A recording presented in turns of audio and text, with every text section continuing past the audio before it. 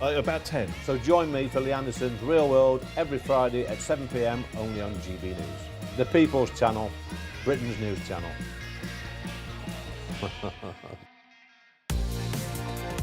Mornings don't have to be tiresome, especially if you have the right company.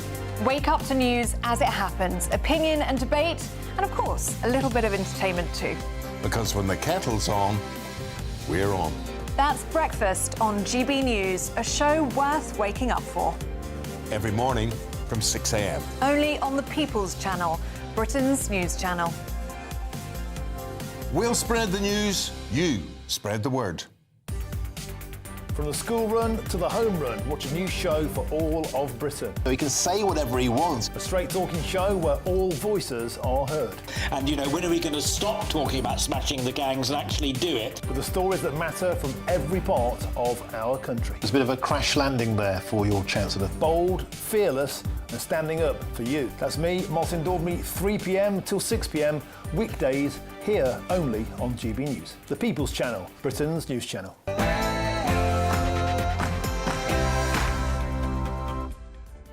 Hello, good evening. It's me, Jacob Rees-Mogg, on State of the Nation. Tonight, digital ID cards are back on the menu as the Reverend Starmer seeks yet another lukewarm tactic to curb illegal migration. Forcing citizens to carry yet another form of identification is both ineffective and invasive, and crucially, will do nothing to identify those with no right to be here. Also tonight... But I took and relied on that advice was wrong, and that advice was wrong. Angela Rayner admits bungling the tax payments on her new Brighton residence. Can a housing secretary who saves £40,000 on a tax muddle possibly stay in office? And tonight... At what point did we become North Korea? Well, I think the Irish comedy writer found that out 2 days ago at Heathrow Airport. Nigel Farage is in Washington, D.C. today, taking Britain's free speech and censorship woes all the way to the US Congress, testifying at the prestigious House Judiciary Committee. But is it proper to wash Britain's dirty linen in a foreign laundrette? Or does it prove Mr Farage's credentials on the world stage are outshining those of Sir Keir Starmer? Plus... Worry. There are plenty of hours in the day. And, of course, I'll have the weekend. What is a weekend? Well, what is a weekend? The creator of Downton Abbey, Lord Fellows, has slammed the double standard within the public towards wealth. He says Britain hates those who are rich and successful, unlike the prosperity-loving Americans. Is Lord Fellows right? And, we're back to the nanny state. It's come up with yet another interference in our children's lives. This time, they're banning under-16s from buying energy drinks. But fortunately, coffee slips the net. I'll be having my first sample of some of these caffeinated concoctions live on air shortly. State of the Nation starts now.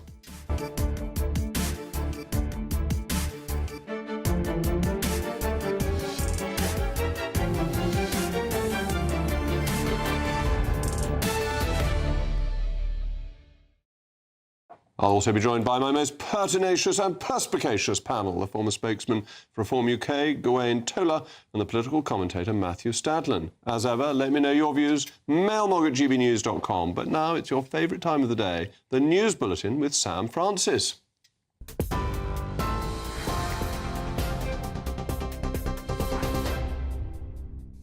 Jacob, thank you, and good evening to you. Just after 8 o'clock, the top story tonight. Angela Rayner has admitted she underpaid stamp duty on a flat purchase and referred herself to the ethics watchdog. She says her complex family situation led to initial legal advice suggesting the standard rate applied, but later counsel confirmed more tax was due. The Telegraph had claimed she avoided £40,000 by removing her name from the deeds of another property. While speaking earlier today, Angela Rayner said she deeply regrets the error. It's been quite a distressing time for my family.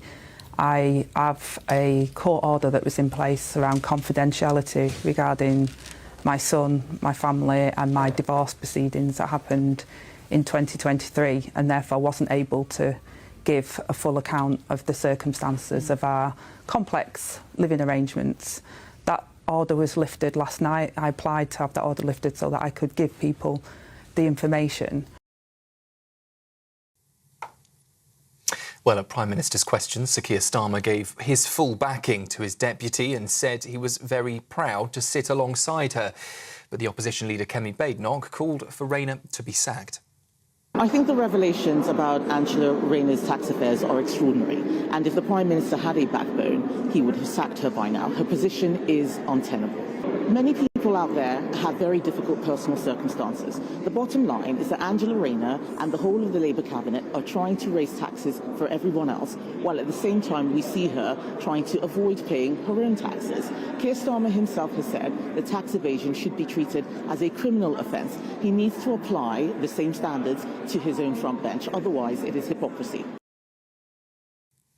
In other news tonight, the Chancellor has dismissed warnings of a £50 billion black hole in the public finances and branded reports of looming tax rises as talking rubbish. Rachel Reeves says she will get the balance right in her budget, now announced to be on the 26th of November, promising investment and growth while sticking to her borrowing rules. But the Conservatives say Labour don't know what they're doing, pointing to higher borrowing costs and U-turns on welfare as proof that the government, they say, has no plan. Independent forecasters have suggested that Reeves may need to find up to $50 billion, though others put the gap closer to $25 billion. She insists that day-to-day spending will be paid for by taxes by 2030 and that debt will fall as a share of national income. Well, breaking news from Portugal in the last hour or so, where at least 3 people are known to have died and around 20 remain injured after Lisbon's famous Gloria funicular derailed and crashed at around 6 o'clock local time. The tram-like railway, one of the city's most popular tourist attractions, came off the tracks, leaving its carriages mangled and some passengers trapped. Emergency crews pulled survivors from the wreckage, with 2 people reported to be in a critical condition. The cause at this stage of that derailment is not yet clear, but local media suggest a cable may have snapped.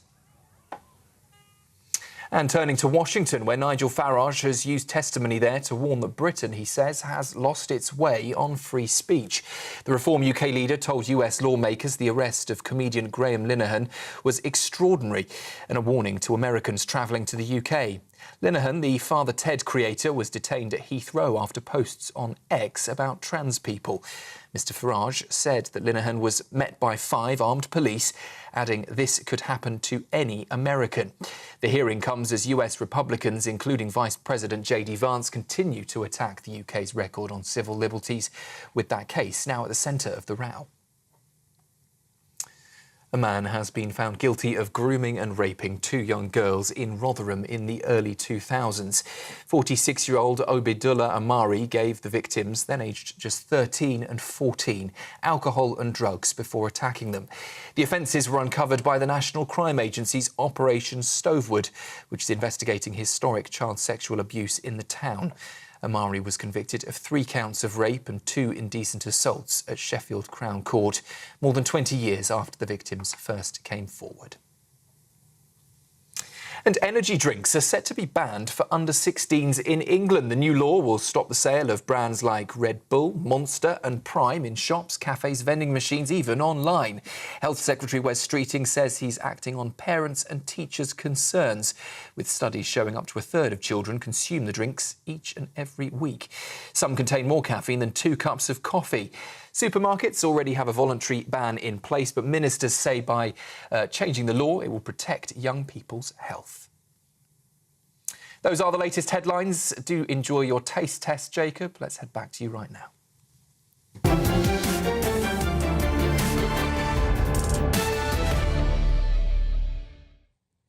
Welcome back to Save the Nation. As Pitt the Younger warned more than 2 centuries ago, necessity is the plea for every infringement of human freedom. It is the argument of tyrants. It is the creed of slaves. The Reverend Starmer is back, teasing the introduction of digital ID cards in the latest lukewarm bid to tackle illegal migration. The Prime Minister did not confirm whether IDs would be compulsory, but said the government is considering the technology. And the Chancellor of the Duchy of Lancaster, Pat McFadden, recently said that Britain is behind the curve and should adopt digital IDs.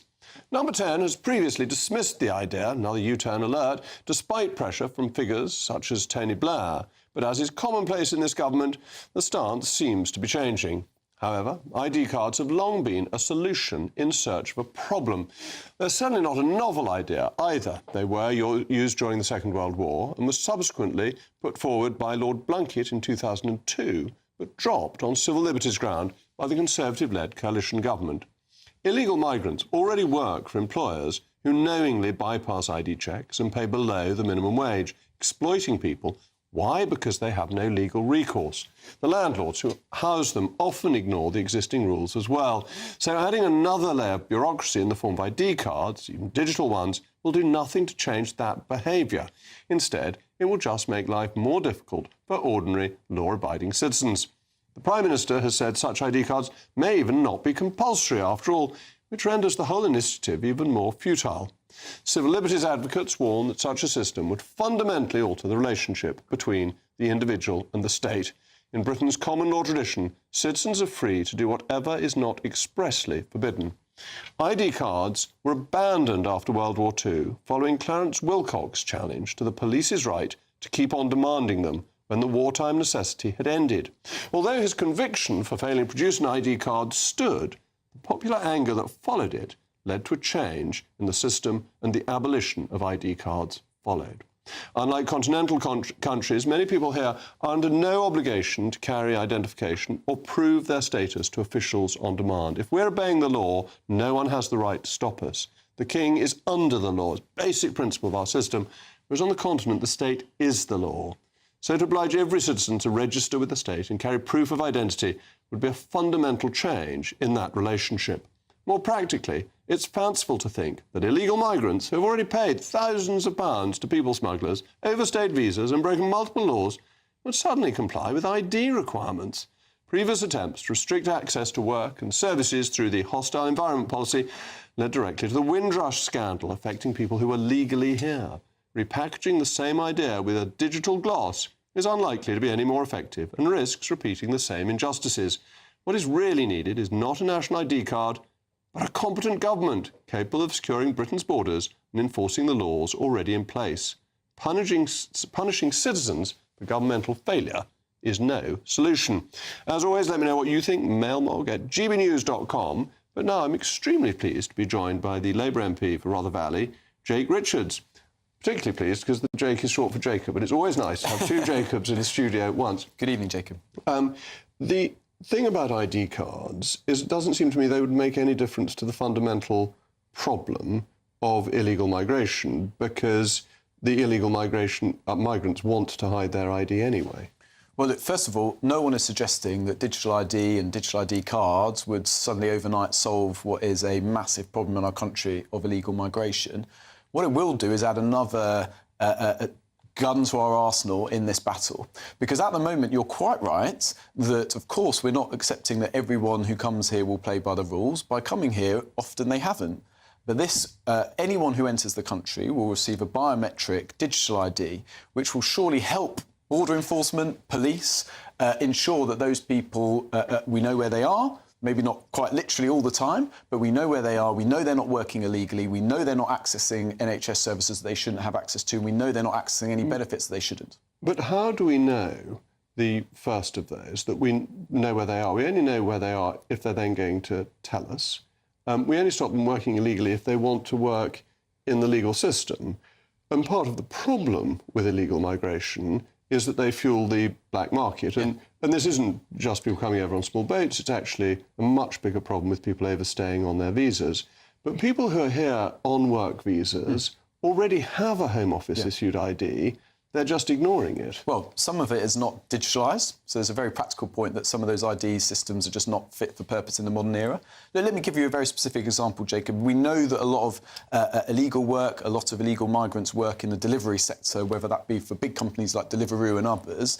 If we had a fully comprehensive digital ID system, it would be much, much easier for us to make sure that doesn't happen. And if it did happen, crack down on those big companies that are relying upon illegal immigrants for their business and find them and make sure that money goes back into the public purse. But that's much harder unless you change the fundamentals of the gig economy, because what you would be requiring is that anybody who employs a contractor has to establish their immigration status, don't you? Because currently, if somebody comes and, I don't know, paints your windows, you don't have to find out that person's immigration status. If you employ them, you do. If you're changing self-employment to have the same rules as employment, that's a huge extra burden, not just on businesses, but on individuals. Agree, but I don't think the government needs to make such broad brush changes to the whole of the self-employment sector. We know there are specific parts of our economy where the black economy surges. I've talked about delivery, I've talked about other sectors as well, and this would help us target. Now, I'm not for a minute, as I said at the outset, suggesting this would solve it overnight, but it is part of that process. It's part of, A, just modernising our border enforcement procedures, B, I think improving them, but it's also not just about illegal migration, by the way. This has huge benefits across the public sector, empowering citizens to access public services that will be more tailored to them. We've seen it in Estonia, we've seen it in bigger countries such as India, we've seen it across the world where there are huge benefits from this. But if you have an ID card and it's compulsory, this is a completely different relationship between the individual and the state. And there's a fundamental point to it, and that actually most of us engaging with public services, I mean, either they're competent or they're not. So if you ring HMRC, having a digital ID card won't get them to answer the telephone any faster. First of all, I agree. I don't think that we should have compulsory ID cards. There are constituents of mine who don't have a smartphone, who don't have an email, and I certainly wouldn't want them to have those to access basic public services.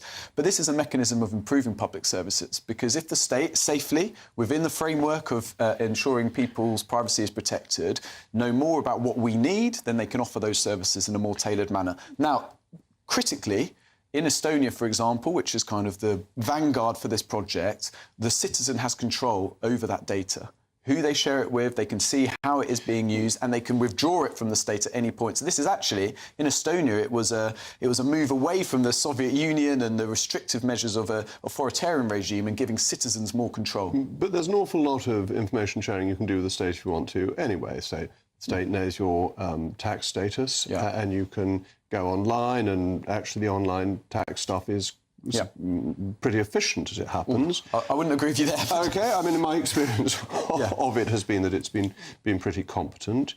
With the health service, there are problems with the digitisation of records, but that's to do with complications in the NHS's IT, which both the Blair-Brown government and then Tory governments tried to deal with and have failed to do that. So it's hard to see that another big IT system on top of that would make things any better. It need not be a different big IT project. This is about better data control and handling. I know that's not a very sexy subject for your viewers, but it's really important. But it's important. But let me just point out, there are almost 200 ways in which your viewers can log into government services today. If they went on their phone, if they were trying to pay their council tax, trying to book a GP appointment, trying to renew their passport, there are 200 different ways. Now, that is not a good functioning government. And your viewers, like me, and I'm sure yourself, Jacob, get frustrated because they feel that the state is not working as effectively as it might be if they want to buy a product on Amazon. Now, I'm not comparing those directly, but we need to improve the way, and I think this is one way in which we can do it. But isn't that actually a good thing? Because that leaves the citizen in control. And actually, if you've got a smartphone,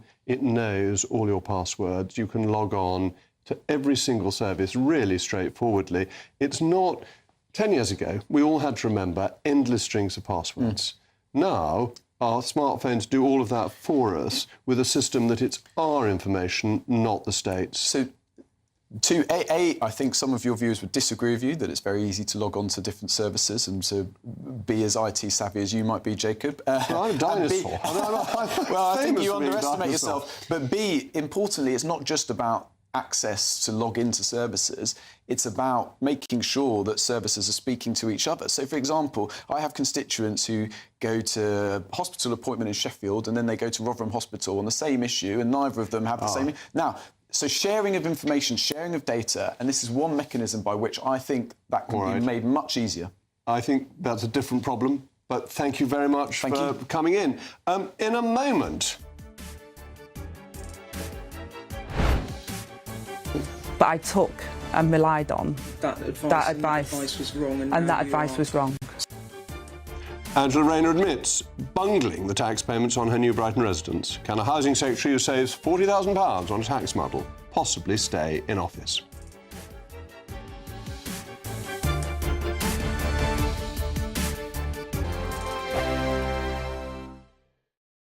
Westminster's full of talk, but out here, it's the real world. Am I allowed to talk now? No, that's it. This is where it matters, real people and real lives. That's what politics is all about. In fact, has Trump made a good start? No. Straight answers, no spin, and just a couple of pints. How many fingers have I got up? About 10. So join me for Lee Anderson's Real World every Friday at 7 p.m. only on GB News. The People's Channel, Britain's news channel.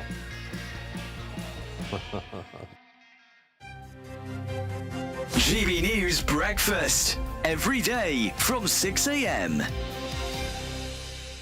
Now, Dame Helen Mirren has said that despite being a feminist, she believes the next James Bond has to be a chap. OK, she said that she believes it just doesn't work, and by having a woman as Bond, the project becomes something else entirely. So we are asking the question, could Bond ever be a woman? Well, we're joined by a former what is termed Bond girl, Jenny Hanley, and so... Oh, yeah, and there is... we weren't expecting you, but it's really 007 podcast contributor John Kell there as well. Jenny, you've been there, done it, got the T-shirt, been involved in it. What's your take? I think James Bond has to be a male because he came from the imagination of Ian Fleming. If you want a female 007, don't ride on his coattails and take the fame that has come from his character, James Bond. Write your own. Yeah, you see, that's what I tend to think. But you're No, I just think that you just go 007. The problem is, right, the last Bond film, he died. James Bond died. I mean, there was a... Oh, sorry. Great, I haven't seen that one. Sorry, yeah. I think everybody pretty much now knows that he definitely... I mean, there was an absolutely... It wasn't even did he or didn't he, can he or can he not survive. It was 100% gone. So it's now time for a clean... The nice thing about a clean sheet, surely, John, is that you can actually go, right, so 007, let's do the 007, and then we can do different stories because the books that have been written by Ian Fleming have been well and truly milked, haven't they? GB News, the People's Channel. You want to know what's really going on in the corridors of power? Labour don't know what to do with you half the time, and that makes you quite lethal in the chamber. Get behind the headlines with Chopper's Political Podcast. Join me, Christopher Hope, as I sit down with the great and the good of British politics. We'll see where this ruling takes us. These are the stories shaping our nation. Chopper's Political Podcast, available now on all platforms. Listen in and stay ahead.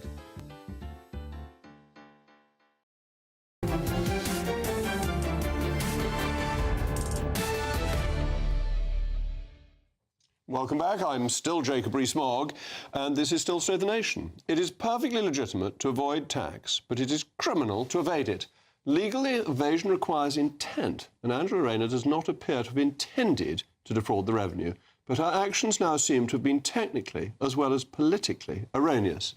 She says she was badly advised, but advisers advise while ministers decide. Can she possibly stay on as the housing minister in these circumstances? Well, I'm joined now by the former chairman of the Conservative Party, Lord Johnson of Lainston, and my most perspicacious panel, the former spokesman for Reform UK, Gawain Tola, and the political commentator, Matthew Stadlen. Lord Johnson, Dominic, thank you very much for coming in. Thank you, Jacob. You've obviously seen this from the Conservative side, and you've seen Conservative ministers who were forced out. So Nadeem Zahawi went over a tax matter. Is Angela Rayner in the same position as Nadeem Zahawi was in? It's a very good question. I mean, I personally dislike... I know we've called for her resignation. That's a political thing to do. But I dislike this endless calling for everyone's resignation. Immediately something happens. And I quite like Angela Rayner. As a Conservative, I like keeping her out there because she's basically a Conservative. She wants to buy a wonderful home and have a great life, but she doesn't want anyone else to have it. So actually having her out there as an example of hypocrisy is fabulous. I don't want her to go anywhere. It'd be a disaster if she was replaced by some sort of identikit backbench Labour drone. And as a result, you know, I've been quite supportive of seeing her continue because, as I say, you know, it shines a light on the reality of our politics today. I thought she could continue until today, as long as it was arguable that the lower level of tax was payable, that was fine. But when you said you can't give the full picture because there's a court order, and then it turns out the full picture is deeply unfavourable to you, That, I think, is just from the politics of it. And I like her too, so we're all in this same boat. But Jacob, you're she's so right. charismatic and exciting figure. We've created these complex systems, and it behoves government ministers to follow those rules that they create for us. So, yes, in a sense, should these ministers be punished for failing to follow the rules they make us follow? The clear answer is yes, and I think it's an important example. But at the same time, all we do is call for resignations. What we really want are simpler systems, and hopefully, if she stays off, she might actually learn and make the housing market work for us. And Kevin Baynock at PMQs today didn't focus on this issue. If you were still party chairman or advising her on how to do PMQs, would you have said, for heaven's sake, this is the issue of the day, you've got to go for it? Well, far be it from me to comment on her advisers. I think she does a brilliant PMQs, actually, and in a very different and refreshing way. But, the public, in inverted commas, this is a matter that gets cut through. We understand people sort of getting involved in complex financial affairs, and we all, want to buy homes, and we all wear the huge amount of stamp duty that's laboured on us. And so I think it actually is probably a good thing to make sure it's highlighted, because it shows the whole point, again, which is hypocrisy of the Labour government in relation to the housing market. Matthew, Labour put this surcharge on second houses from 2% to 5%. Angela Rayner didn't pay it. It now turns out she was wrong. She's the housing secretary. That's a terrible position to be in, isn't it? It's not an ideal position to be in, is it? This is Hirohito territory. The war has not gone entirely to Japan's favour. My understanding, by the way, is that it was the Conservatives who brought in the possibility for councils to raise extra income through council tax. It's not that point. This is the stamp duty. Indeed, we did. Stupid idea, but nonetheless. Yes, this is the stamp duty point, which is separate to the council tax. But in terms of raising taxes, generally, if we're going to steer into that area, which overall is the more interesting area, how much tax should we all be paying is going to be a massive part, potentially, we don't know, of the budget. But to stick to Rayner for a second, look, it is all of our responsibilities, everyone in the land's responsibilities, to pay the right amount of tax. There is a difference between tax avoidance, which is not unlawful, and tax evasion. You said in your introduction that for it to be tax evasion, it has to be deliberate. There has to be intent, yes. But nonetheless, it is Angela Rayner's responsibility to pay the right amount of tax. If it turns out that she has underpaid £40,000 which she now says she has. If that's the implication, I'm not sure she's been explicit that it's £40,000, but if it follows that it's £40,000, that is a very significant amount of money.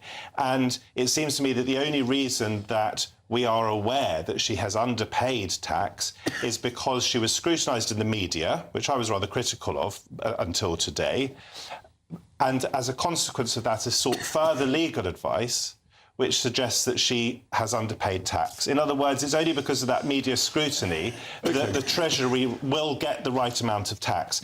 It is her responsibility, that is absolutely true.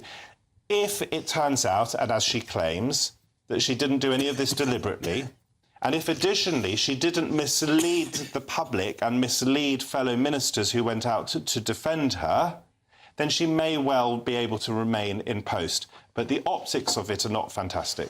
Indeed. And blaming advisers is difficult because you and I both fill out tax returns. My accountant says to me every year that it's my tax return. Of course it is. I do my own tax, but we should all know that ignorance of the law is not an excuse. And even if you get legal advice, if the legal advice turns out to be wrong, then it is still your responsibility. By the way, I'm also a fan of Angela. Yeah, but I like her. She's exciting. She's a breath of fresh air. She makes politics more interesting. Yes, and how bland it would be. By the way, if it is just a mistake, as she claims, an honest mistake, but a mistake nonetheless, I think there is a wider question of us having to be quite careful not to deter all sorts of interesting people from going into public life, because if everyone gets hauled over the coals for a mistake, who's going to want to serve the nation? They'll all be as boring as we are.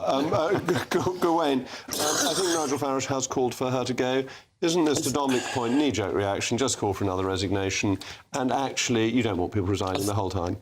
Again, I was on the box a couple of weeks ago when the whole three houses started, and I said, well, it's not three houses, she's a successful woman buying a second house. What's the big problem? In fact, we want to encourage that. And if she's going to have to deal with the tax legislation and all the other aspects of buying a second house, good, because that means she'll learn how it is for everybody else. And I think great. However, I agree with, I think, everybody here.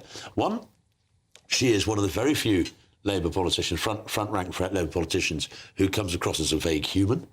The rest of them don't. and she has that cut through. I mean, the shock, oh my gosh, Angela Rayner, she's drinking a glass of wine.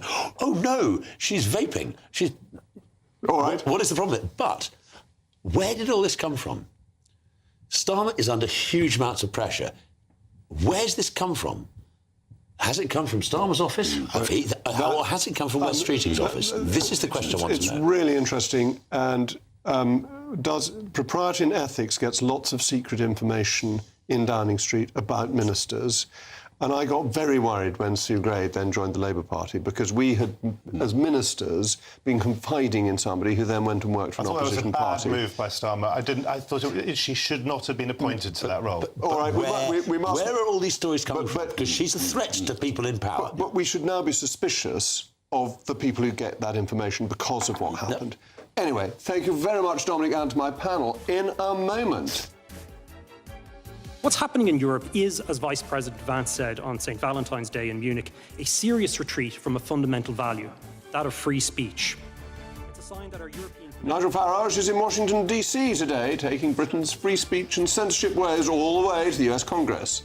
In just a moment, I'll be joined by one of the men who testified alongside Mr. Farage, and the creator of Downton Abbey says Britain hates those who are rich and successful, unlike the prosperity-loving Americans. Is Lord Fellowes right?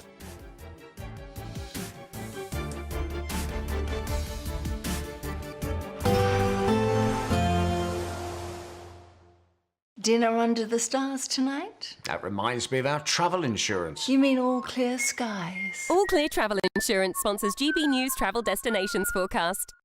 Parts of France will experience heavy, possibly thundery showers over the coming days, but elsewhere across northern parts of Europe, it should remain mostly fine and settled. That's certainly the case across much of Portugal and Spain, though northern parts of Spain may start to catch some of these showers pushing their way into France. As I say, some of these could turn into quite heavy downpours with a risk of hail and thunder. Elsewhere across Europe, though, mostly fine, settled, bar the odd shower across parts of Greece, and the settled weather remains over the weekend with temperatures in the mid-20s to low 30s. All Clear Travel Insurance sponsors GBNews Travel Destinations Forecast. Hello there, good evening. Welcome to your GB News weather update from the Met Office.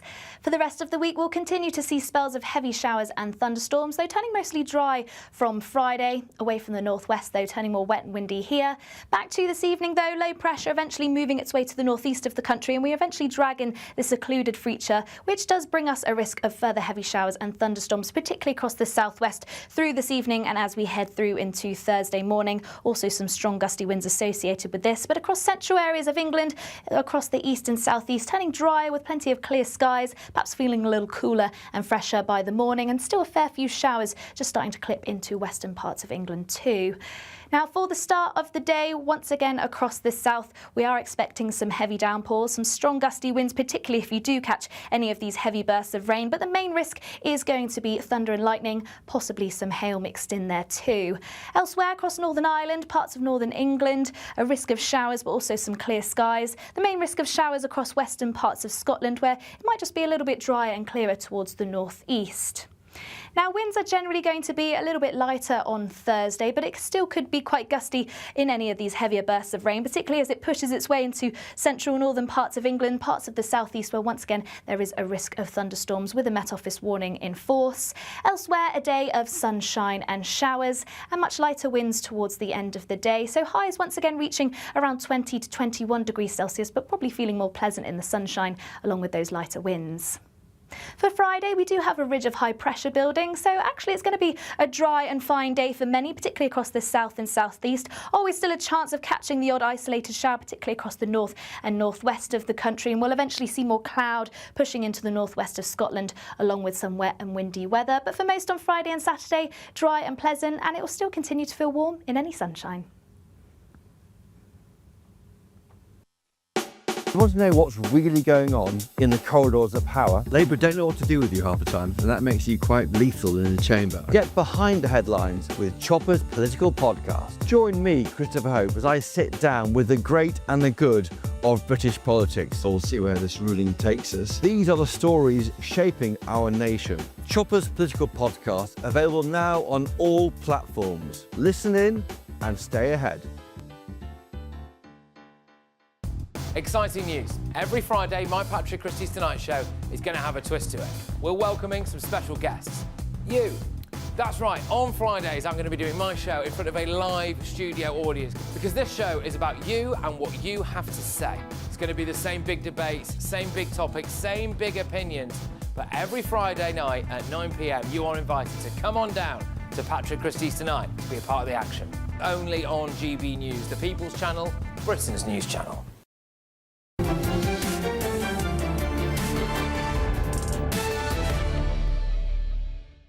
The Reform leader, Nigel Farage, is in the capital of the United States, Washington, D.C. today, visiting the US Congress to testify about Britain's free speech woes, just days after Lucy Connolly's release and the immediate wake of the Father Ted creator, Graham Linehan, being arrested in connection with social media posts. Come today as well to be a klaxon, to say to you, don't allow, piece by piece, this to happen here in America. And you would be doing us and yourselves and all freedom-loving people a favour if your politicians and your businesses said to the British government, you've simply got this wrong. At what point did we become North Korea? Is Nigel Farage overstepping the mark in washing the UK's dirty linen in a foreign laundrette, or is he in fact just doing what the Prime Minister is failing to do? Well, before we go back to Lord Johnson of Lainston and my panel, I'm joined now by the man who testified in Congress today, legal counsel with ADF International, and a regular guest on this programme, Lorcan Price. Lorcan, thank you for joining me. What business is it of the United States Congress if the British have laws that are against free speech? They should keep their nose out of our affairs. None of their business. Well, I would disagree, Jacob. I think it's very important that close allies and friends call out a crisis when they see one, and that's exactly what's happening with the United States. We have a serious free speech crisis in the United Kingdom at the moment and in Europe, and it's right and proper that our friends in the US would give rise or would ventilate that problem. And I think Nigel Farage did a very good job today drawing attention to the extent of the crisis when we have comedians being arrested at airports, when we have people being given long prison sentences for tweets, when we have people being arrested for praying silently in their head, when we have people being arrested for preaching the gospel in the streets of our cities. It's reached a point where I think it's appropriate that the US has stepped in, and it's not just the government, it's also the legislature, but ordinary Americans too are shocked at what's happening in the United Kingdom. Well, of course, America has the First Amendment, which gives them a great protection of freedom of speech, which we don't have. I am concerned about the Linehan arrest and the 5 armed police. It does seem as if we're trying to humiliate people in the process of arresting them, which is a habit of totalitarian regimes. Yeah, quite right, Jacob. These kind of police crackdowns are we frequently see enormous force being used, really a sledgehammer to crack a nut. I mean, I don't think he should be arrested at all, but the spectacle of 5 police doing it. Similar thing happened with our client, Isabel Vaughan Spruce in Birmingham, who was praying silently near an abortion clinic, and you've covered this before. They sent 5 police officers to cuff and arrest her, detain her and search her for doing something totally non-violent. You can disagree with Graham Linehan's tweets, and I'm sure many people do, but the reaction of detaining him at an airport, seizing his electronic devices, putting him into a cell, and then lengthy questioning is so over the top, it's extreme, and it's embarrassed to the country, frankly. And we're now in a situation where I think the Prime Minister has said the police overreacted. The police have said that they do it because the government has passed these laws. Everyone's passing the buck and trying to run away from this. So are you beginning to think that the arguments for free speech are beginning to win? I think they are, and it's about, unfortunately, we had to get to a point where we had reached this level of crisis before more widely policymakers, politicians started to pay attention. And I think the intervention of the police commissioner, the chief of the Metropolitan Police, is enormously important because it draws attention to a problem that lawyers have identified and that I've spoken about before on your show, which is that these laws are drafted extremely poorly. They're overbroad, and they lack the precision that's required in criminal law when it comes to governing your conduct. So what happened to Graham Linehan is simply outrageous, and it's just the latest. It's perhaps the straw that broke the camel's back in this deteriorating situation for free speech that we've seen. Lorcan, thank you very much for joining me. Dominic, let me now come to you, because We were both either in government or, in my case, still in Parliament when the online safety bill was passed, which seems to be causing quite a lot of trouble. Do you think we were wrong to pass that bill? Yes, I think 100%. And it's a classic example of the state directing politicians. This enormous state that wants to control how we think and how we speak.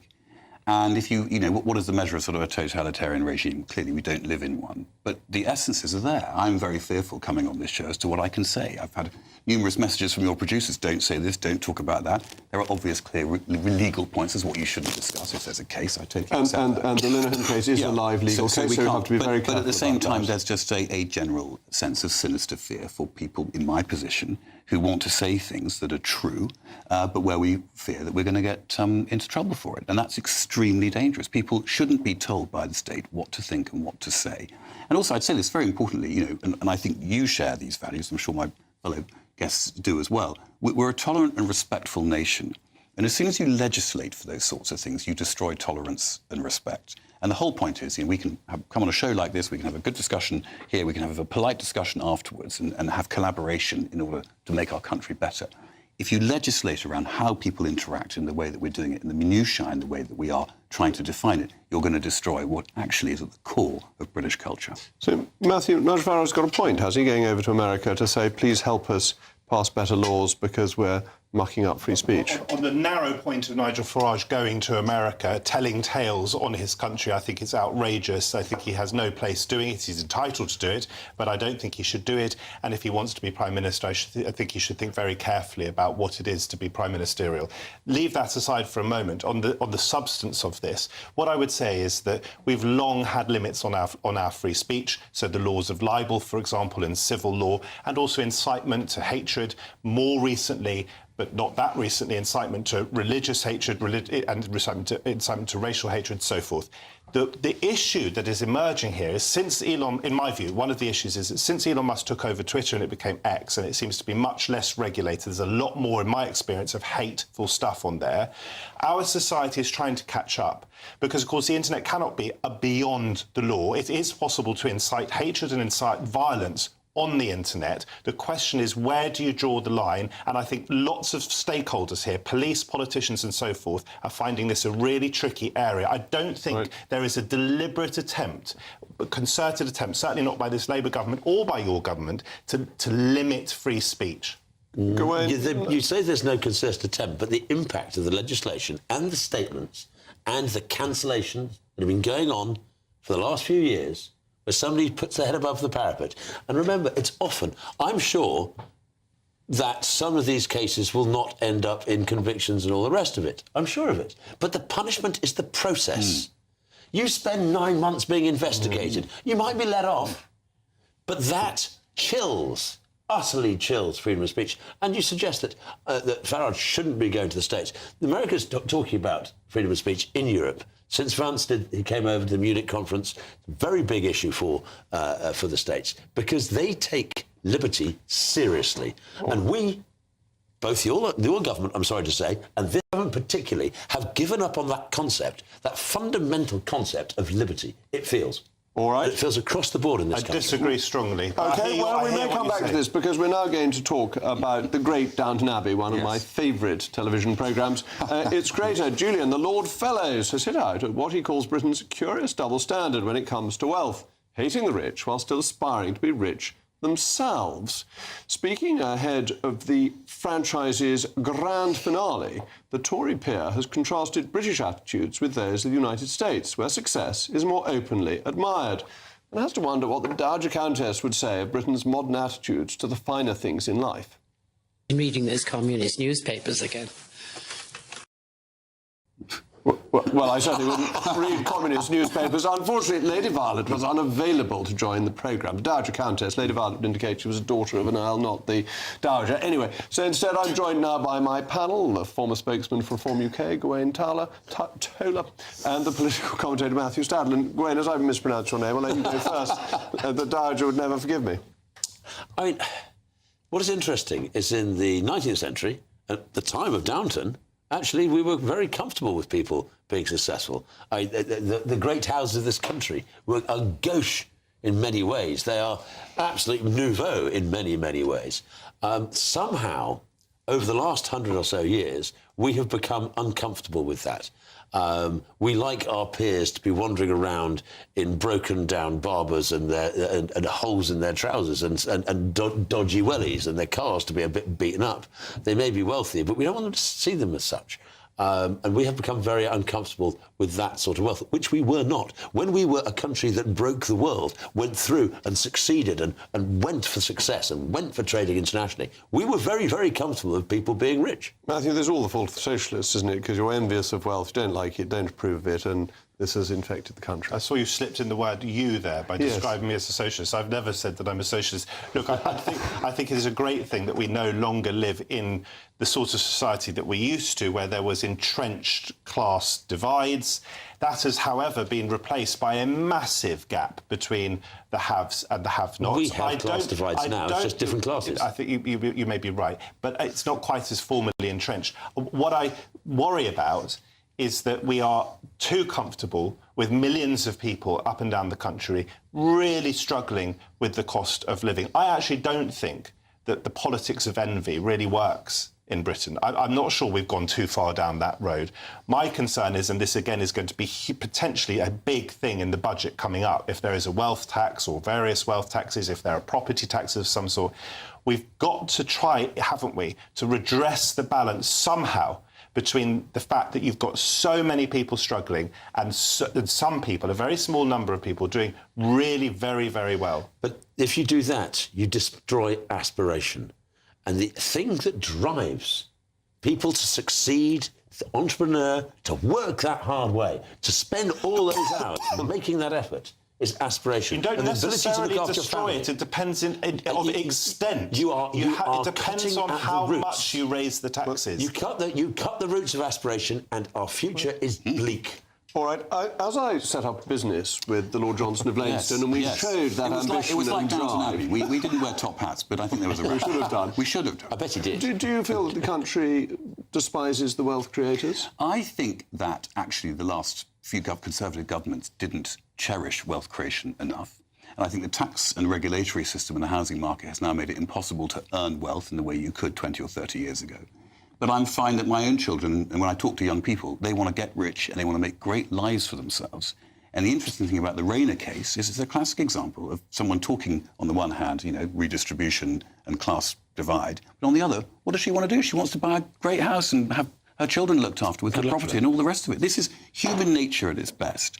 And I think we should do everything we can to celebrate wealth creators and cherish people who go through the harder art of actually setting up a business as we did. Because without us, the country cannot succeed. Isn't it a balance? Of course we need wealth creators, but we also don't want to live in a society, and this is true, we don't always talk about it, the cost of living crisis comes in and out of view, but millions and millions of people find it really difficult just to make ends meet. So I'm not trying to say put such heavy taxes out there that you disincentivise people from making wealth. It's a tricky balancing act to get, but it needs to be got right and urgently. We live in a gerontocracy. You've got millions of young people who have no capital at all, paying for the healthcare and the social services and so forth, of people who are capital wealthy. And that's not the fault of the rich. It's the fault of the government. I'm not blaming the rich. Dominic has pointed out the fundamental point that human nature is conservative. Thank you very much to his lordship and to my panel. In a moment, the nanny state has come up with yet another interference in our children's lives. This time,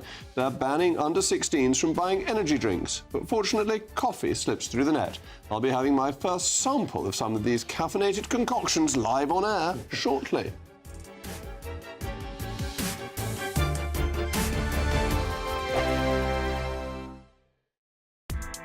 Join me, Nana Akweer, for an informative, interactive news programme with a difference. It's fun. No, he didn't say that, though.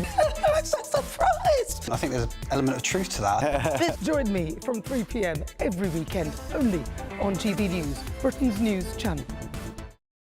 Westminster's full of talk, but out here, it's the real world. Am I allowed to talk now? No, that's it. This is where it matters, real people and real lives. That's what politics is all about. In fact, has Trump made a good start? No. Straight answers, no spin, and just a couple of pints. How many fingers have I got up? About 10. So join me for Lee Anderson's Real World every Friday at 7 p.m. only on GB News. The People's Channel, Britain's news channel.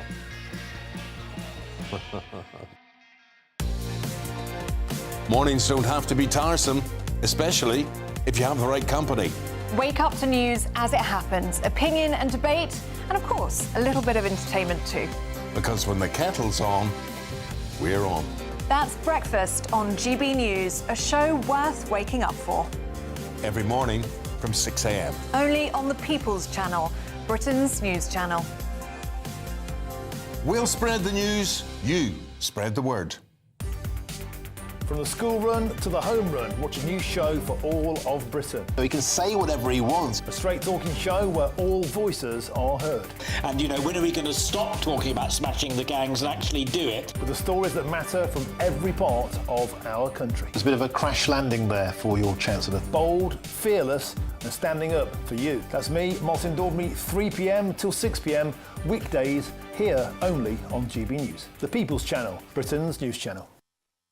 You want to know what's really going on in the corridors of power? Labour don't know what to do with you half the time, and that makes you quite lethal in the chamber. Get behind the headlines with Chopper's political podcast. Join me, Christopher Hope, as I sit down with the great and the good of British politics. We'll see where this ruling takes us. These are the stories shaping our nation. Chopper's political podcast, available now on all platforms. Listen in and stay ahead. Britain was once the envy of the world, but look around. A nation that no longer knows what it is or where it's going. A country that's broken. How do we fix Britain? How do we bring it back? Friday night with Matt Goodwin at 8 p.m, only on GB News. At GB News, we love to hear from you, our loyal community. So drop us a line at gbnews.com/yoursay. There, you can talk to each other and also to the presenters live on air. gbnews.com/yoursay, because GB News is your channel, Britain's news channel.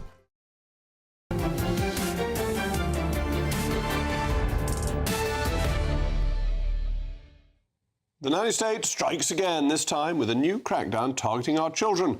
Proposed ban on energy drinks for anyone under 16 in a bid to improve classroom concentration. Apparently the government thinks it's its job to decide what children can and can't sip on. But fortunately, coffee gets a free pass. Once socialists run out of your money to spend, the only other thing they have left is to ban things. Well, it's time to try a few of these so-called dangerous energy drinks. So this is a trigger warning for you, live on air. And I'm joined now by the head of media at the Institute of Economic Affairs, Reem Ibrahim. Reem, thank you very much for coming in. We've got a great selection in front of us, so let's try these. I'm going to try, first of all, Lucozade, because this is what I had as a child if I wasn't feeling terribly well. And I remember there was a fantastic, and let's take this off, just one in the eye for the European Union. There, I got it off. And Thank you very have much. some of this, because Lucozade aids recovery. It does. And I really liked having it when I was little. I don't think I've had it in adult Cheers. life. Your very good health. Let's see what it's like. And does it turn us into Popeye? Oh, I'm dead. No, it's good. It's really good. I really like Lucozade. I think it's delicious. I used to think when I was a kid that Lucozade was a very adult drink and that I really wanted to be an adult to drink it. It tastes nice. It's nice and sweet. It makes me feel really well and healthy now. Not that I was feeling poorly beforehand, but if I was in my sickbed, a little bit of Lucozade, just what I want. Did you have an entire glass of it, or did you have a little sip? I had a little sip and I poured it away because we've got all this other stuff No, I to mean try. when you were a child. Oh, when I was a child, I had a full glass, and they had proper nice glass bottles. Thank you. And they had that advert near Heathrow, which filled up a glass from a bottle with bubbles, and then it emptied it out again. If you were stuck in traffic, you could watch it. Lucozade adverts are fantastic. All right, They're well, so good. Let's try this stuff. What is this? Tenzing, Supernatural Energy Fiery Mango, 160 milligrams of caffeine. What's that in ounces, do you think? Oh, I like that. Oh, gee, I don't like That's that. gorgeous. No, tip that away. You're welcome to that. Red Bull. We're going to try some Red Bull. Red Bull gives you wings, I believe. Is that the slogan? I don't want wings, particularly. We've got very little time. I thought you wanted to fly. Well, with British Airways, they take more care of you. Fly the flag. Tastes like cough syrup, doesn't it? Yeah, no, I'm not having that. I'm sticking to Lucozade. Oh, the Lucozade is the best. Now, what have we got? Monster Energy. They're ooky and they're kooky, mysterious and spooky. The Addams family, they probably like this. Let's see what this is. We're going to give you some. Oh, thank you very much. Is this as monstrous as it sounds? Well, here's to the pilot who weathered the storm. Thoughts on that? No, no more cough mixture. Yes. Pepe belly bum draws is what I say to that. My stuff is Lucozade, AIDS recovery. Other energy drinks are available, and you can always get Alfarica coffee, which I absolutely love. Now, Patrick, you are always so fired up with energy, so your energetic programme no doubt devoted to Somerset once again.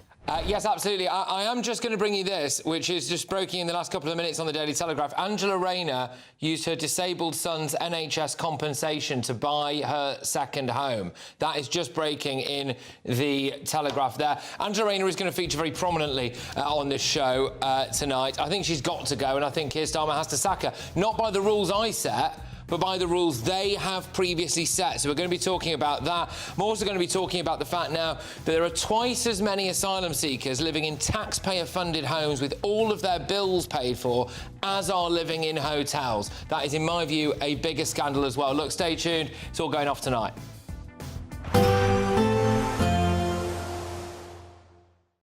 Today, clouds overhead, total zen within. Box Solar sponsors the weather on GB News. Hello there, good evening. Welcome to your GB News weather update from the Met Office. For the rest of the week, we'll continue to see spells of heavy showers and thunderstorms, though turning mostly dry from Friday. Away from the northwest, though, turning more wet and windy here. Back to this evening, though, low pressure eventually moving its way to the northeast of the country, and we eventually drag in this occluded feature, which does bring us a risk of further heavy showers and thunderstorms, particularly across the southwest through this evening and as we head through into Thursday morning. Also some strong gusty winds associated with this, but across central areas of England, across the east and southeast, turning drier with plenty of clear skies, perhaps feeling a little cooler and fresher by the morning, and still a fair few showers just starting to clip into western parts of England too. Now, for the start of the day, once again across the south, we are expecting some heavy downpours, some strong gusty winds, particularly if you do catch any of these heavy bursts of rain. But the main risk is going to be thunder and lightning, possibly some hail mixed in there too. Elsewhere across Northern Ireland, parts of northern England, a risk of showers, but also some clear skies. The main risk of showers across western parts of Scotland, where it might just be a little bit drier and clearer towards the northeast. Now, winds are generally going to be a little bit lighter on Thursday, but it still could be quite gusty in any of these heavier bursts of rain, particularly as it pushes its way into central northern parts of England, parts of the southeast, where once again there is a risk of thunderstorms with a Met Office warning in force. Elsewhere, a day of sunshine and showers and much lighter winds towards the end of the day. So highs once again reaching around 20 to 21 degrees Celsius, but probably feeling more pleasant in the sunshine along with those lighter winds. For Friday, we do have a ridge of high pressure building, so actually it's going to be a dry and fine day for many, particularly across the south and southeast. Always still a chance of catching the odd isolated shower, particularly across the north and northwest of the country, and we'll eventually see more cloud pushing into the northwest of Scotland, along with some wet and windy weather. But for most on Friday and Saturday, dry and pleasant, and it will still continue to feel warm in any sunshine. Today, clouds overhead, total zen within. Box Solar sponsors the weather on GB News. It's our biggest Great British giveaway to date. You could be driving away with this brand new Benamar Primera motorhome. This 4-berth home from home comes complete with integrated kitchen and bathroom areas and has all of the tech you'd expect from the latest 2025 model. We'll also give you an incredible £30,000 in tax-free cash to make sure that any adventures you take in your new motorhome are taken in style. For a chance to win, text WIN to 63225. One entry costs £2.50 plus one standard network rate message, or text BONUS to 63225. 5 entries cost £5 plus one standard network rate message. Go to gbnews.com/win. Entries start at £2.50. Call 0903 686 3232. Calls cost £2.50 plus your network access charge. Or post your name and number to GB16 PO Box 8690 Derby DE1 9TT. UK only. Entrance must be 18 or over. Lines close at 4 p.m. on the 31st of October. Please check the closing time if listening or watching on demand. Hi, I'm Michelle Dewberry, and my show is your opportunity to cut through all the noise and dive in headfirst to some robust debates. Ideas clash. Situation, isn't it? No, Because the failure is... You're the failure deliberately avoiding my point. Nothing's held back, And if you think this is the end of it, wait for more. and we do not shy away from the difficult stuff. Sometimes I want to shake people and say, if only you understood. So join me on Jubes & Co. weeknights at 6 p.m, only on GB News, Britain's news channel. Mornings don't have to be tiresome, especially if you have the right company. Wake up to news as it happens, opinion and debate, and of course, a little bit of entertainment too. Because when the kettle's on, we're on. That's Breakfast on GB News, a show worth waking up for. Every morning from 6 a.m. Only on the People's Channel, Britain's news channel. We'll spread the news, you spread the word. From the school run to the home run, watch a new show for all of Britain. So he can say whatever he wants. A straight talking show where all voices are heard.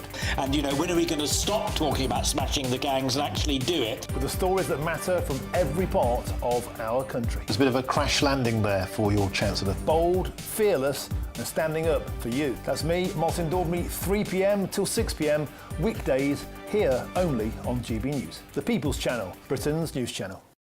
Westminster's full of talk, but out here, it's the real world. Am I allowed to talk then? No, that's it. This is where it matters, real people and real lives. That's what politics is all about. The fact is Trump made a good start. No. Straight answers, no spin, and just a couple of pints. How many fingers have I got up? About 10. So join me for Lee Anderson's Real World every Friday at 7 p.m, only on GB News. The People's Channel, Britain's news channel.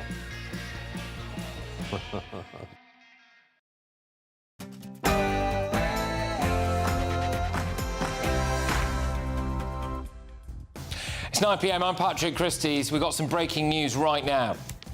I have alerted and referred myself to the independent advisor on the ministerial code to ensure that they can look transparently at what's happened. Well, that's how the day started. What did Keir Starmer say that he'd do if somebody did that? Mr. Speaker, here's the difference. When somebody in my party misbehaves, I kick them out. And what has he said about tax avoiders? Does the Prime Minister agree that any politician who seeks to avoid the taxes they owe in this country is not fit to be in charge of taxpayer money? And what has Angela Rayner said in the past? There's one rule for them and one rule for all of us. Well, this is the breaking news that has landed just a few moments ago. Angela Rayner used her disabled son's NHS compensation payment to buy her second home. The Deputy Prime Minister sold a 25% share of her house in Ashton-under-Lyne to the trust set up for her son for £162,500. She used 160 grand of that from that trust set up to care for her disabled son to buy the £800,000 seafront flat in Hove. So, look, we're going to be rolling on that very shortly. But, of course, it's not just her that is being told that they have to go this evening. There's a crisis brewing for the whole country. Yeah. When was the last time the cost of government borrowing was so high? Yeah. Well, should the Tories get rid of Kemi? She was awful again today, and... You're under arrest. How many I know this is I'm under arrest. That's the audio there of Graham Linehan's arrest. It's just emerged as the Met Police Chief says that officers need to stop getting involved in culture wars. At what point did we become North Korea? Well, I think the Irish comedy writer found that out 2 days ago at Heathrow Airport. Well, and with immaculate timing, Nigel Farage gives it both barrels about free speech to the US administration. Also... I'm not happy in the hotel and I'm not happy in this whole situation. They didn't give me enough support. Well, revealed, the government is paying 5 years' rent to landlords to house 66,000 asylum seekers, bills fully paid right across the country. Plus...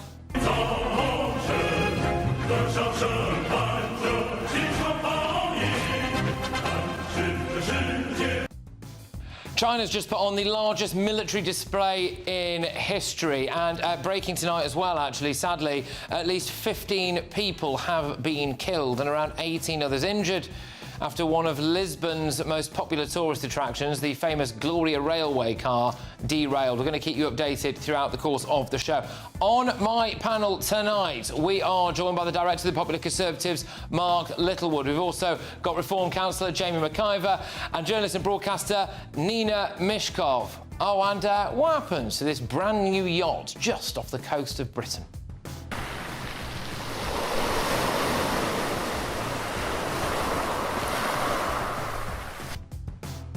Get ready, Britain, here we go.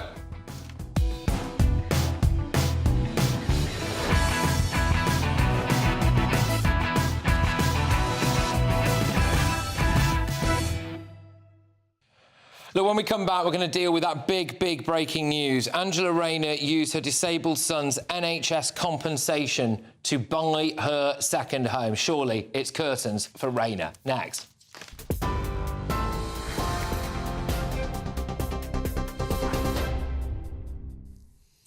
Patrick, thank you, and a very good evening to you. The top story tonight, we start with the situation in Portugal, where there is the worst transport disaster in years taking place there. And I apologise here for the slight technical issue with the audio. I do hope you can now hear me. As I say, that disaster on the tram in Lisbon, where 15 people have been killed in one of Portugal's worst transport disasters. 18 more people are injured after the famous Gloria funicular derailed at the height of evening rush hour. The tram-like railway, one of the city's most popular tourist attractions, came off the tracks just after 6 o'clock. As you can see there, leaving carriages mangled and earlier some passengers trapped. Emergency crews are now on scene, having spent a number of hours pulling survivors from the wreckage. Portugal's president has offered condolences, while the EU's Ursula von der Leyen has called it a tragedy. The cause of the derailment at this stage is not yet clear, but local media have suggested a cable may have snapped. We've also had confirmation that although the identities of those who have died has not been confirmed, some are foreign nationals. Meanwhile, back to that breaking news that Patrick just brought us in the last few minutes, that Angela Rayner is facing questions tonight over reports she used compensation money awarded to her disabled son by the NHS to help buy an £800,000 seaside flat in Hove. Sources told The Telegraph the NHS paid that compensation following difficulties during his birth and subsequent care. It claimed £160,000 that trust, set up after an 11-year legal battle with the hospital, was then used as a deposit on that property in Hove. Rayner, who also sold her share in a former home to the trust earlier this year, says the arrangement was set up to safeguard her son's long-term interest. The Conservatives, though, are demanding she be sacked. But Sir Keir Starmer insists she acted transparently and says she is proud to sit alongside her. Well, earlier, Angela Rayner, before this recent development, she did comment saying that she is deeply regretful for the error. It's been quite a distressing time for my family. I have a court order that was in place around confidentiality regarding my son, my family and my divorce proceedings that happened in 2023, and therefore wasn't able to give a full account of the circumstances of our complex living arrangements. That order was lifted last night. I applied to have that order lifted so that I could give people the information. And, of course, plenty more on that story with Patrick throughout the rest of this evening. In other news, the Chancellor has dismissed warnings of a £50 billion black hole in the public finances, branding reports of looming tax rises, she says, as talking rubbish. Rachel Reeves says she will get the balance right in her budget on the 26th of November, promising investment and growth while sticking to her borrowing rules. But the Conservatives say Labour don't know what they're doing, and pointing to higher borrowing costs and recent U-turns on welfare as proof, they say, the government has no plan. Independent forecasters have suggested Reeves may need to find up to £50 billion, though others put the gap closer to £25 billion. She insists day-to-day spending will be paid for by taxes by 2030 and that debt will fall as a share of national income. And Nigel Farage has used his testimony in Washington to warn that Britain has lost its way on free speech. The Reform UK leader told US lawmakers the arrest of comedian Graham Linehan was extraordinary and a warning to Americans travelling to the UK. Linehan, the Father Ted creator, was detained at Heathrow after posts on X about trans people. Mr Farage said that Linehan was met by 5 armed police, adding this could happen to any American. The hearing comes as US Republicans, including the Vice President, continue to attack the UK's record on civil liberties, with Linehan's case now the centre of that row. Do stay with us for more from Lisbon on that crash and, of course, the latest with Angela Rayner right here with Patrick.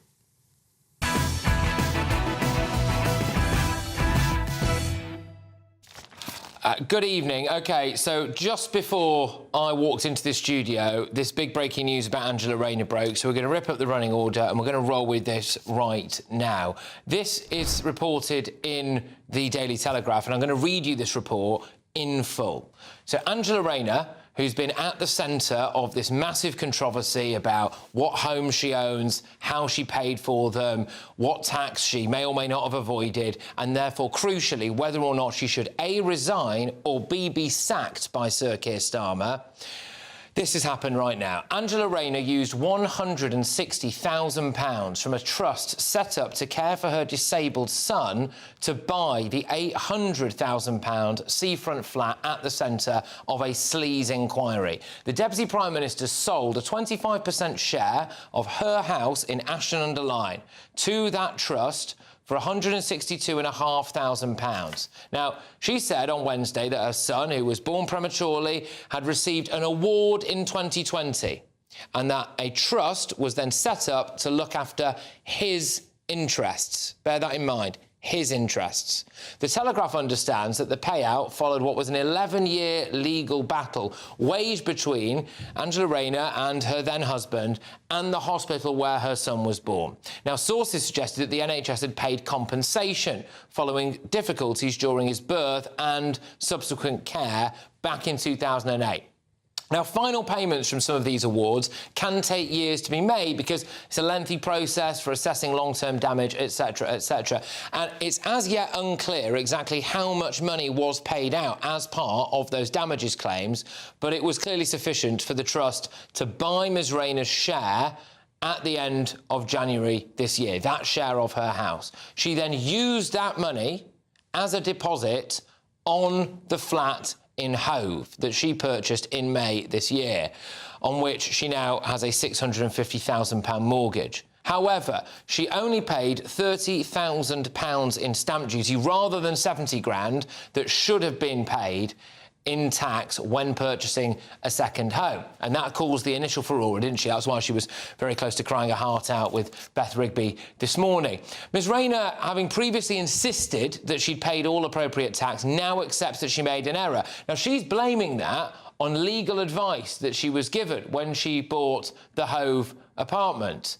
However, really, as the Secretary of State for Housing, which she is, I think it might be difficult for her to plead ignorance when it comes to stamp duty rules in relation to housing.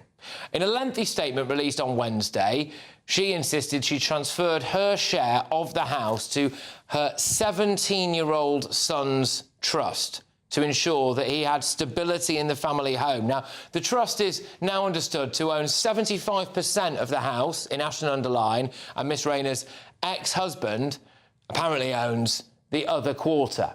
Now, Angela Rayner sold a 25% share of her house in Ashton-under-Lyne to her son's trust for that £162,500. Now, she only ever hinted that the NHS might have some small part to play in some of her son's health difficulties, etc. So that's been going on in the background, and now it appears, you know, all those questions weren't there. All those questions about, look, where did she get all the money from for various properties, etc. Well, they kind of appear to have been answered now with that issue relating to her son's trust. So there we are. That's the latest when it comes to all of this. I suppose the question marks really are, and we're going to touch on this a bit later on, you know, can she survive this? Really, because it would appear, I think, in the court of public opinion at least, that while she might not have necessarily done anything illegal, this becomes pretty much untenable. And I think it was untenable before this latest revelation came out. And again, I'll just read it to you, that Angela Rayner used her disabled son's NHS compensation to buy a second home. I'm going to go over now to my panel, who we've got this evening, to get them to dissect this. We are joined by the Director of Popular Conservatives, Mark Littlewood. We've got Reform Councillor Jamie McIver and journalist and broadcaster Nina Mishkov. I don't know if I might be able to play a little clip, guys, before I go to you, just to remind our viewers and listeners of what Angela Rayner said this morning. So this was in an interview with Beth Rigby earlier today. Here's what she had to say initially. It's been quite a distressing time for my family. I have a court order that was in place around confidentiality regarding my son, my family and my divorce proceedings that happened in 2023, and therefore wasn't able to give a full account of the circumstances of our complex living arrangements. That order was lifted last night. I applied to have that order lifted so that I could give people the information. Right, OK, so let's just remind ourselves, again, of what Sir Keir Starmer said about Tory MPs and Cabinet Ministers that avoid paying tax. Does the Prime Minister agree that any politician who seeks to avoid the taxes they owe in this country is not fit to be in charge of taxpayer money? And then now, wallop, as of a few minutes ago, we get the information through that Angela Rayner used her disabled son's NHS compensation to buy a second home. Mark, your views on this? It gets curiouser and curiouser, doesn't it? I've just been digesting this news. It seems essentially that what she's done is she's taken round about 160 grand of cash from her son's trust fund, in return for which her 17-year-old, I think he is, son, gets an extra 25% share in the house in Ashton-under-Lyne. So the first question is that actually in the interests of her 17-year-old son? Is that what would be in his best interest, his share in that house going from 50 to 75%? Is that really what he needs? Or was it done because Angela Rayner fancied buying a property in Hove? If the latter, then she's in problem on trust law as well. But if her son, for some reason, needs a 75% share in a home rather than a 50% share, I'd like to know why. There's still, in my view, no satisfactory explanation about stamp duty. She's obviously got to put whatever advice she took in the legal domain. But look, it's not that complicated. If you go to the government's own website, it explains it in 3 or 4 paragraphs. She shouldn't have made that error. She probably shouldn't have needed legal advice. The insinuation here, the at total face value, the questions of this, Jamie, is has the Deputy Prime Minister and the Minister in charge of Housing dipped into her disabled son's trust so she can buy a swanky new pad in Hove 200 miles away from her disabled son?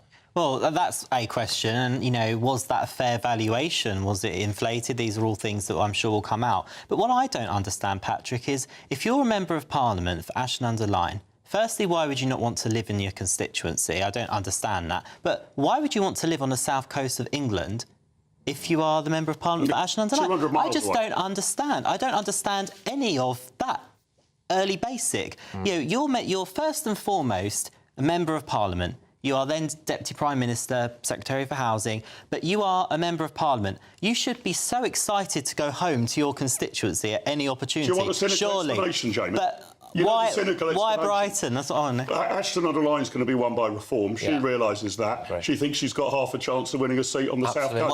Well, she won't now, that's for sure. I don't see how she can survive this. But that was the thinking. Look, I do, before I go to you, I do want to say that, look, there is every sympathy, obviously, for the, what I can only imagine, devastating situation that happened involving her son, who clearly has a disability, and given the fact that the NHS have paid out for that, it must have been through some form of medical negligence. And that is a horrific thing, and it's a terrible thing. We don't wish that on anybody. So that is that. The separate issue now, obviously, is what she's done with the money from that trust. And it looks awful, Nina. It's been made to look awful. It's been made to look awful by the Tory rag, The Telegraph, because that is in their interest. And the Mail the same, and the Sun, I expect, the same. it makes me so cross because it's not just misogyny, but it's also class.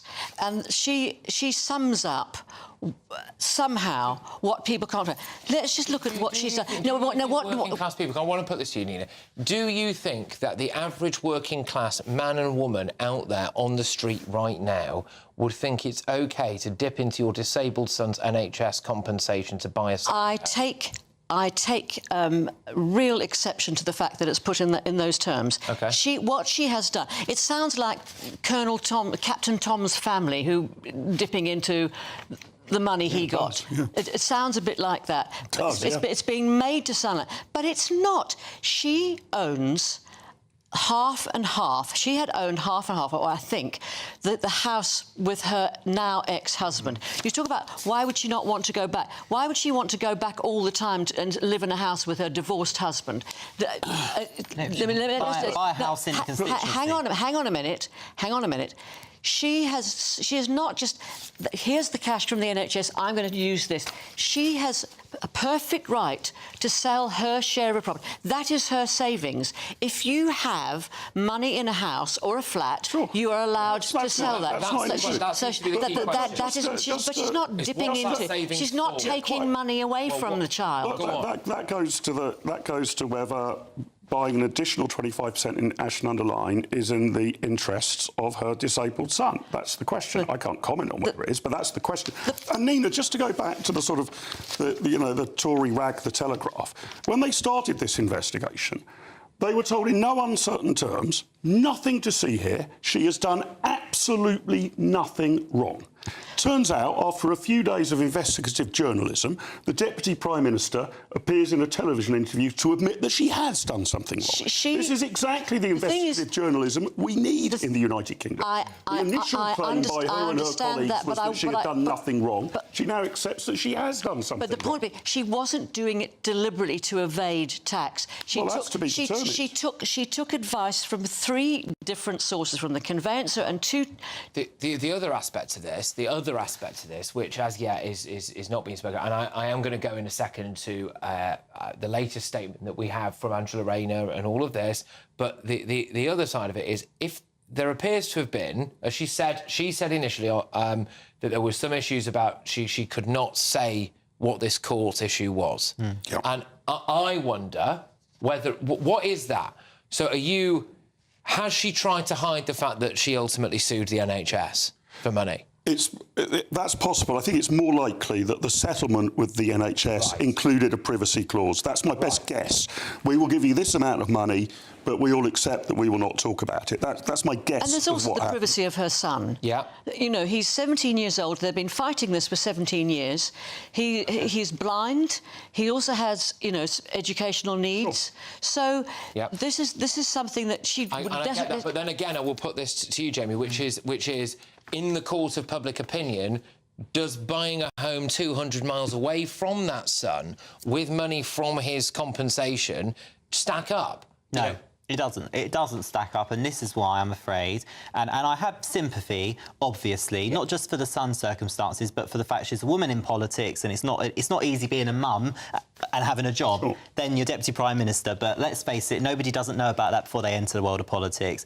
Obviously, when doing stuff like this, when you're at the position Angela Rayner's in, she has to bear some responsibility for the scrutiny she's going to come under. And I don't think, at the moment, the Court of Public Opinion has any sympathy for her, because she's the one that gives it out the most. That's the right thing. She's lived on her moral high horse. Giving it out. She is a divorced woman who has every right to buy a property. Her response to Tories getting into these difficulties wasn't, we need to look at the facts. Perhaps they made a technical error.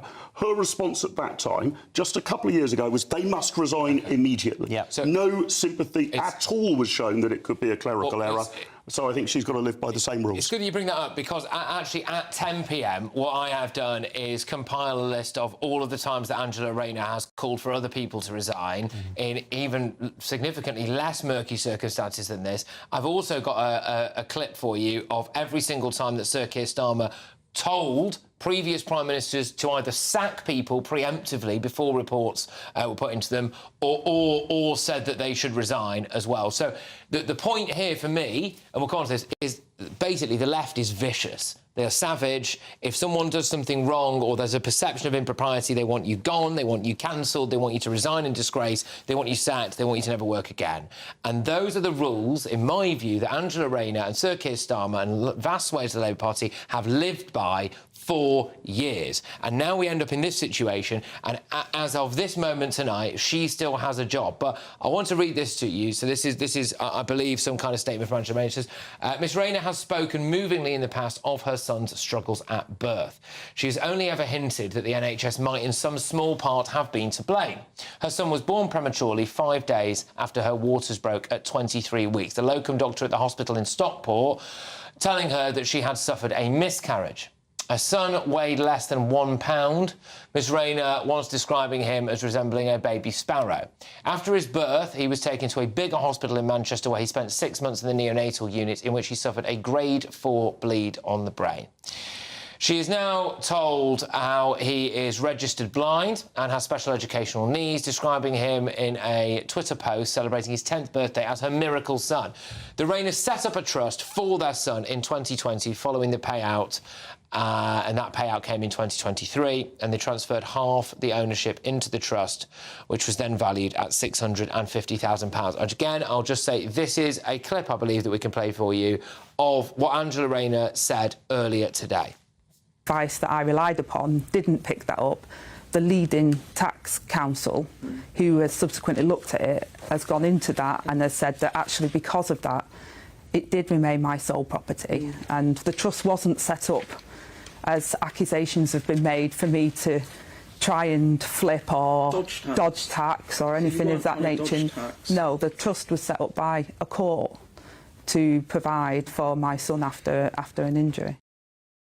Look, we've just got to deal in some realities here. That as of a couple of days ago, nothing wrong, nothing to see here, Gov. Then yesterday, it became, well, this morning, actually, sorry, it became, you know, apology and reporting herself to various different authorities. And then the breaking news right now, as I'm sure you're all aware, she used her disabled son's NHS compensation to buy a second home. Like I said, at 10 p.m, so in just over half an hour's time, I have got a full detailed breakdown for you of what I would argue is massive hypocrisy in the Labour Party. And we're going to be asking that question openly. Is it time that she goes? And if she won't go, should Sir Keir Starmer sack her? But still to come, the Chancellor has held out until the last possible date to have the autumn budget. Is this actually a bad thing for Britain's finances? Plus, there's a crisis brewing for the whole country. Yeah. When was the last time the cost of government borrowing was so high? Yeah, look, it's not, in the interest of fairness, it's not just Angela Rayner who's been told to go tonight, it's Kemi Badenoch as well. She was appalling today at PMQs. Do the Tories needs to get rid of her sharpish. Stay tuned.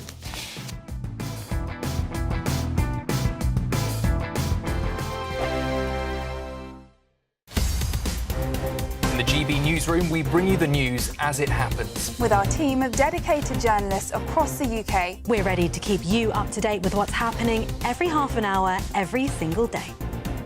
Bulletins here on GB News, the People's Channel, Britain's news channel.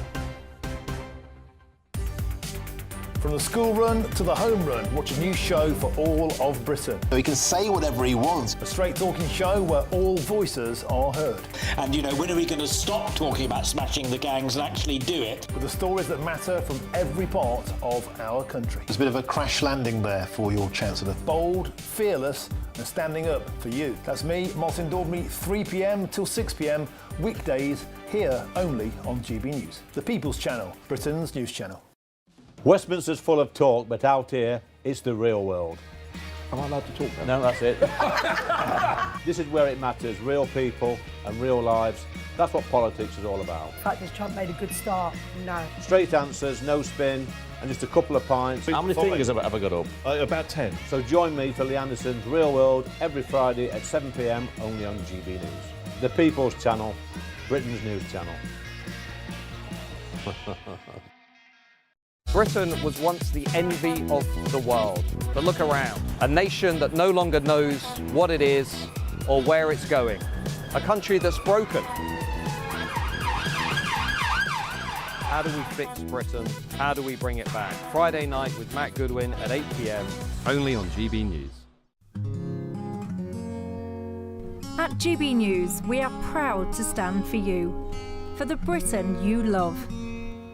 For the communities you live in. That's what makes us the fearless champions of Britain. Its voices and its values. Because we, at GB News, the People's Channel, Britain's news channel. Hi, I'm Michelle Dewberry, and my show is your opportunity to cut through